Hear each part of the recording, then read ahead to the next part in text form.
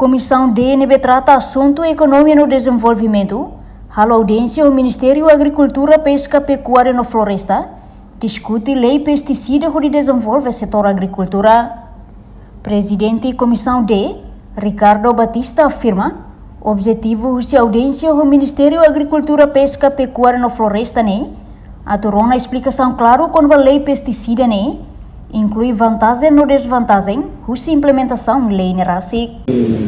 A minha audiência o Ministro da Agricultura audiência a liga para a proposta da lei da Nacional de pesticida. Nemo yang bolo siram mai di nós boleh siram bolo di Ministério da Agricultura mai bolo masuk di audiência ini mau pakai mai para metrona. O Ministério da Agricultura di metrona seria objetivo logo se lei de maksimal kami. Apne ambil kona pesisira, nune ambil dari polia kami masuk ya audiência masuk ane si bolo entidade sersen anessa dengan bolo kita nakani partai akademi siram masuk atau di rona serni hanoi mos kona balai dane.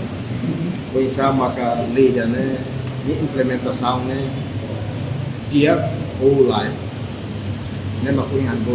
Enquanto o Ministro da Agricultura, Pesca, Pecuária e Floresta, Marcos da Cruz, informa e a audiência da Comissão de Parlamento Nacional atual a discussão com a lei pesticida, no lei atu desenvolve o setor agricultura, o sistema de subsistência, a modernização, onde aumenta a produção. Não precisa componente barak, inclui pesticida, onde combate peste. No lei é importante ter para o desenvolvimento do setor agricultura. Comissão D pode cumprir o objetivo do presidente da Comissão D a discussão com a lei pesticida. Lei da submete mai ao Parlamento da Lambalu e na Uluknia deve ter a discussão.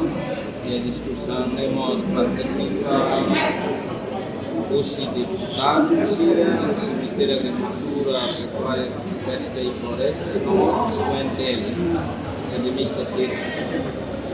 Deve discutir com a lei dia motivos da razão, e da razão e da a carga que desenvolve o setor agricultura, o sistema de subsistência para modernização pode aumentar a produção. Atu aumenta a produção, precisa de componentes básicos, inclui pesticida, pode combater a lapão peste, mora, deve kita precisa batida mas é importante de controlar a pesticida, aí morre.